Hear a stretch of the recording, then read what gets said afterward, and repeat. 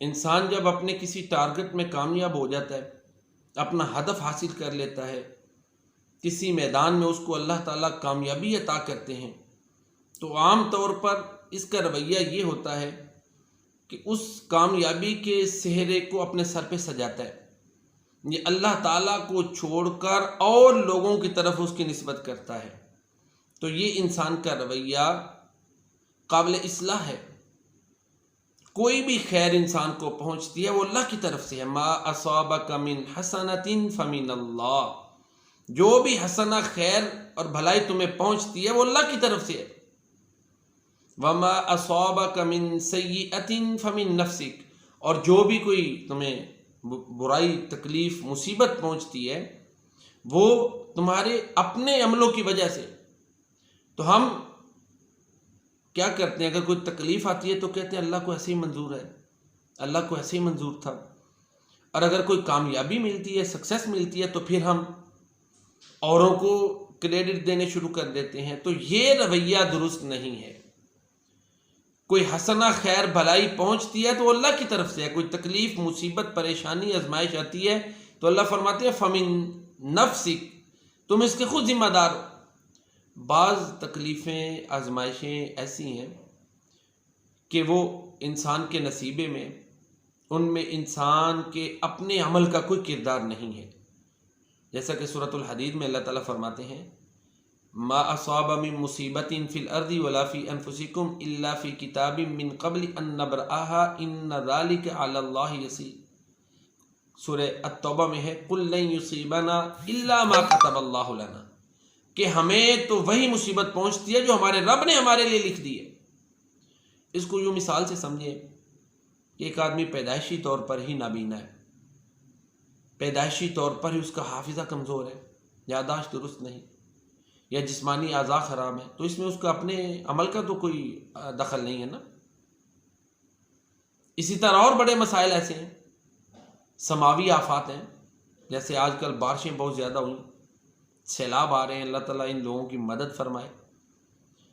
تو اس طرح جو ہے نا، بعض تکلیفیں ایسی ہیں کہ جو انسان کے اختیار میں ہی نہیں۔ کچھ مصیبتیں انسان کی اپنی کرتوتوں کا نتیجہ ہوتی ہیں۔ قرآن کریم میں بھی آتا ہے ظہر الفساد فی البر والبحر بما کسبت ایدی الناس لیذیقہم بعض الذی عملوا لعلہم یرجعون۔ زمین میں خشکی و تری میں فساد ظاہر ہو گیا ہے لوگوں کے اپنے عملوں کی وجہ سے، تاکہ ان لوگوں کو اللہ تعالیٰ ان کے بعض عملوں کا جو ہے ثمرہ چکھائے، نتیجتاً یہ لوگ اللہ کی طرف رجوع کریں۔ تو بہرحال کچھ مصائب و تکالیف انسان کے اپنے عملوں کا نتیجہ ہے۔ وما اصابکم من مصیبت فبما کسبت ایدیکم ویعفو عن کثیر، جو تمہیں مصیبت پہنچتی ہے وہ تمہارے اپنے ہاتھوں کے کیے ہوئے اعمال کا ثمرہ اور نتیجہ ہے۔ اللہ تعالیٰ تو بہت زیادہ گناہوں سے درگزر کر دیتے ہیں، اور اگر پھر فور اللہ تعالیٰ مواخذہ کریں تو پھر اس زمین کے اوپر کوئی بھی بسنے والا نہ بچے۔ وَلَوْ يُؤَاخِذُ اللَّهُ النَّاسَ بِظُلْمِهِمْ مَا تَرَكَ عَلَىٰ ظَهْرِهَا مِن دَابَّةٍ۔ تو بہرحال یہ مصائب کی جو کیفیات ہیں وہ بنیادی طور پر دو ہیں، ایک تو وہ ہے جو انسان کے بس میں نہیں، دوسری وہ جو انسان کے اپنے گناہوں کا نتیجہ ہوتی ہیں، انسان خود اس کا ذمہ دار ہوتا ہے۔ اس حوالے سے انسان کو اللہ کی بارگاہ میں توبہ کرنی چاہیے، رجوع کرنی چاہیے، اپنی اصلاح کرنی چاہیے۔ ایک روایت میں آتا ہے کہ ایک آدمی کو اس کے گناہوں کی وجہ سے رزق سے محروم کر دیا جاتا ہے، اس کو رزق ملنا ہوتا ہے لیکن اس کے اپنے گناہ اس کے حصول رزق میں رکاوٹ بن جاتے ہیں۔ رزق کی کئی شکلیں ہیں نا، صرف مال ہی نہیں، اولاد بھی ہے، اچھی شہرت بھی ہے، ذہنی سکون بھی ہے، مال بھی ہے، اچھا مناسب گزرانے زندگی بھی ہے، یہ سب کچھ رزق میں شامل ہے۔ تو کسی نہ کسی حوالے سے اس کی پکڑ آ جاتی ہے۔ ہم یہی سمجھیں جی نہیں جی فلاں تو بڑا نافرمان ہے، اس کے پاس وافر مال ہے، ہو سکتا ہے اس کے اور جو رزق کے اسپیکٹس ہیں، پہلو ہیں، ان میں تنگی ہو۔ تو بہرحال انسان کو اپنے رب کی طرف رجوع کرنا چاہیے، صبر کا دامن ہاتھ سے نہیں چھوڑنا چاہیے۔ صبر اللہ کی توفیق سے ہوتا ہے، वमा युलक्काहा इल्ला साबिरून इन्नमा युवफ़्फ़स साबिरून अजरहुम बिग़ैरि हिसाब।